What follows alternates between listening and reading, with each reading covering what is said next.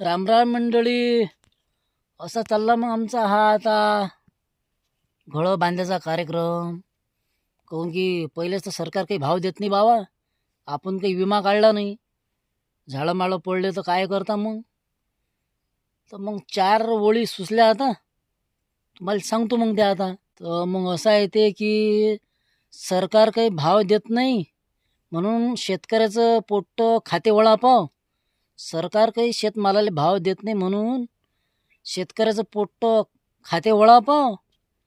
आणि मंत्रीचे लेकरं मस्त एसीच्या गाडीत बसून जातात आणि ते मारतात इडली, वडापाव, डोसा, बर्गरवर ताव.